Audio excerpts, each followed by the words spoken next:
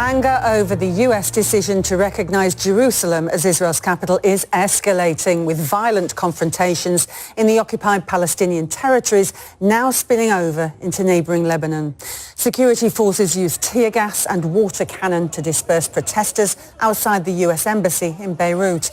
It's the second day of protests in the Lebanese capital.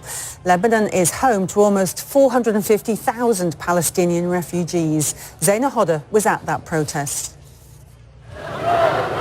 Lebanese security forces using water cannon and tear gas to disperse the crowd. Several hundred people gathered outside the U.S. Embassy in Beirut to protest the U.S. decision to recognize Israel as the capital to recognize Jerusalem as the capital of Israel.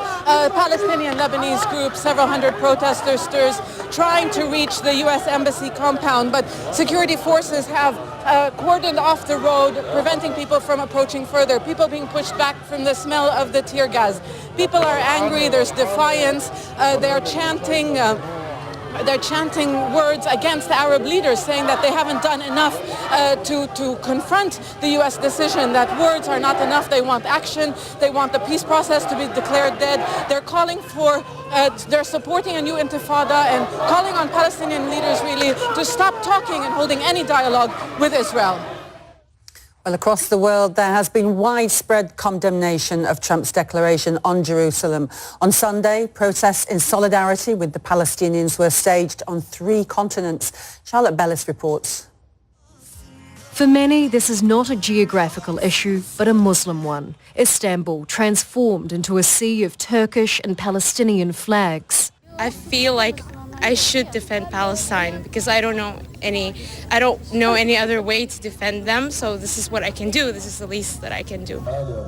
President Recep Tayyip Erdogan has been one of the most vocal critics of Trump's decision. He's called for a summit of Islamic countries on Wednesday.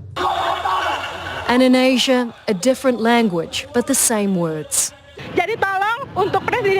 Please, President Trump, use your brain. Do not push our anger beyond the limit. We're patient enough. America, please go back. Withdraw yourself from Jerusalem. Jakarta, Indonesia, capital of the world's most populous Muslim country, President Joko Widodo called on Muslim countries to unite and reject Trump's move. Indonesians voiced their anger outside the US embassy. And then Rabat, the Moroccan capital. They yell slurs against the US president with banners that read, "Jerusalem is the capital of Palestine." In the crowd are government ministers and officials. An army of pro-Palestinian protesters rolled down Cairo's streets, cell phones held high.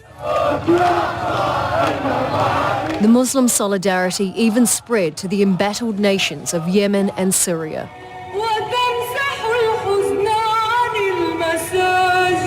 From Idlib city to Dara, where the Syrian uprising began, the global dissent against a US embassy in Jerusalem marched on. Charlotte Bellis, Al Jazeera.